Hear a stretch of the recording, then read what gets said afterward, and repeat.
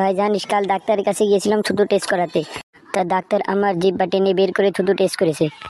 তাতে কি হয়েছে? না মানে আমার পরে একটা মেয়ে গিয়েছিল প্রস্রাব পরীক্ষা করাতে। No, no, no, no.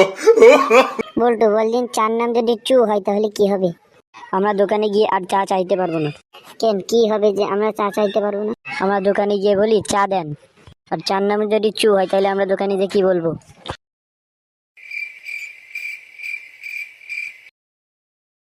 বল্টু জানিস, যারা মদ গাঁজা সিগারেট খায় তাদের দুইটা সমস্যা হয়।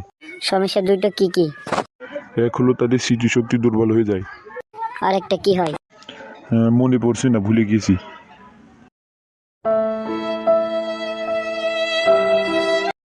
ভাই আমার বোর কুত্তার জন্য একটা বিস্কিট দিন তো। তা ভাই, বিস্কিট কি এখানে খাবেন নাকি বাড়ি নিয়ে যাবেন?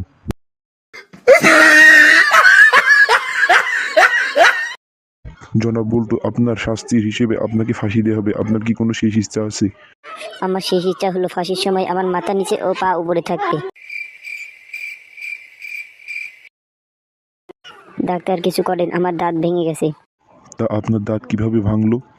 আমার বউ খুব শক্ত রুটি বানিয়েছিল। তা আপনি খেতে মানা করে দিতেন। মানা করতে গিয়েই তো আমার আজ এই অবস্থা। ডাক্তার আমার পাতলা পায়খানা হচ্ছে। কেমন পাতলা?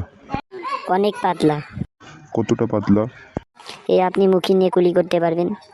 আপনাকে আমি একটা ওষুধ দিচ্ছি, 1 সপ্তাহ পরে আবার আসবেন।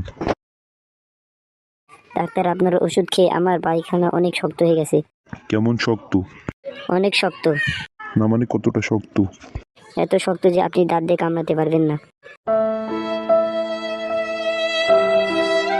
ডাক্তার কিছু করেন, আমার বউকে সাপে কামড়িয়েছে।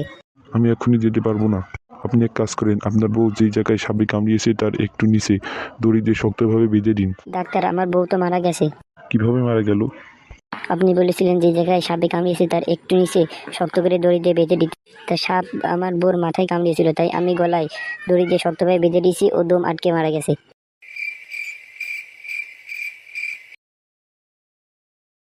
স্যার আইফোন কিনছি। কই দেখা তো তোর আইফোনটা। আরে এটা তোর আইফোন? এটা তো অ্যান্ড্রয়েড ফোন। স্যার আই তো নোয়াখাইলা, তাই আমি নোয়াখাইলার ভাষায় বলছি আইফোন কিনছি, মানে আমি ফোন কিনছি। ভাই আপনি তো হেলিকপ্টার চালান, তা আপনি অ্যাক্সিডেন্ট করলেন কিভাবে? আরে ভাই, অনেক শীত লাগছিল তাই পাংখা বন্ধ করে দিছি।